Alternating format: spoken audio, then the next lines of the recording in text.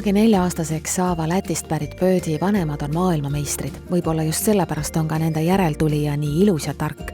Ta teab täpselt, millal on argipäev ja äratus kell 6:30, et peremees Reijoga järvele metsa minna ja millal nädalavahetus, mil voodi ümber kiunuda ei maksa, vaid võib kas või keskpäevani häda kannatada.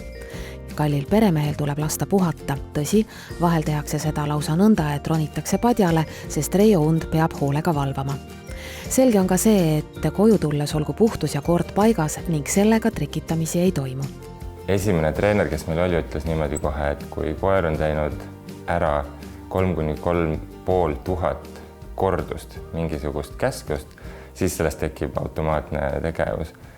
Ja me alustasime kõike, ka see ukse juures istumine ja et ta laseb käppu puhastada ja kõik need hambapesud, küüntelõikamised, kõik on käinud läbi tegelikult klikkerit, et me klikime, kui ta midagi õigesti teinud, et see siis nii-öelda kinnistab seda tegevust ja peale seda siis saab mingisuguse maiuse. Selleks, et Birdist kasvaks sõber, kellega võib igale poole eeskujulikult ja muretult minna, tegeles peremees Reijo temaga esimestest päevadest ja ka öödest alates väga hoolega. Mõnikord polnud aega isegi süüa ega puhata. Esimese kuuga võtsin 5 kilo alla. Et see oli selline, et mul oli äratus pandud, et aga öösel väljas käia, et harjutada ära, et ta tuppa ei teeks ja see oli ka niimoodi, et ma tegitasin käskluse piss-piss, klikk, maius ja täna on see ka, et kui mul on väga kiire kuhugi, tõesti kiire, siis ta selle käskluse peal teeb täna seda ka. Inimesed eelistavad eri võtteid, eri selliseid kiitmisvariante, aga ma leian, et see on hästi efektiivne, see on hästi kiire, sa tabad seda hetke ja selle kaudu me oleme kõike teinud. Reijo peab end nõudlikuks peremeheks, kes vahetevahel oma kallist sõpra teadlikult ignoreerib. Kutsikaeas ja teismelise eas siis on need nii-öelda nagu jonnituurid, et siis tuleb lihtsalt ignoreerida, sest ta saab aru. Aga see diivan tegelikult mind hämmastas, et sa ütlesid, et see on ka Birdi diivan ehk ta siia lubatud, aga ta ei tule siia ise.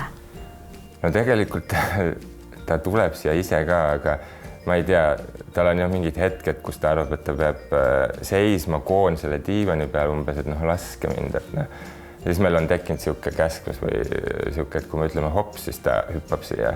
Aga see on selline, et vahel ta läheb ise.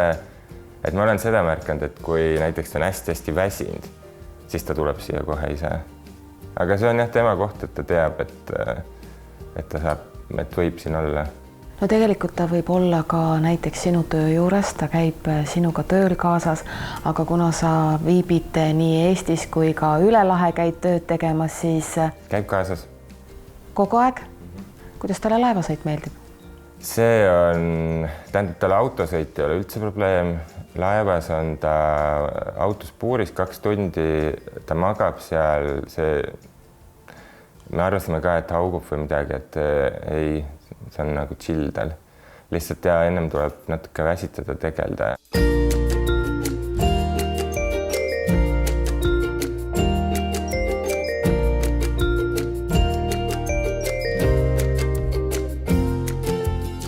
Ta on lillepotte tühjaks kraapinud, siis ta on ühe sarnase sükse palmi või puu on ta hekseldanud täiesti 5 sentimeetristeks ribadeks.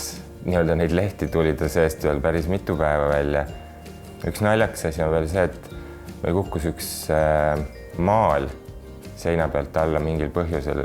Siis selle maali me leidsime ka väikeste ribadena koridorist.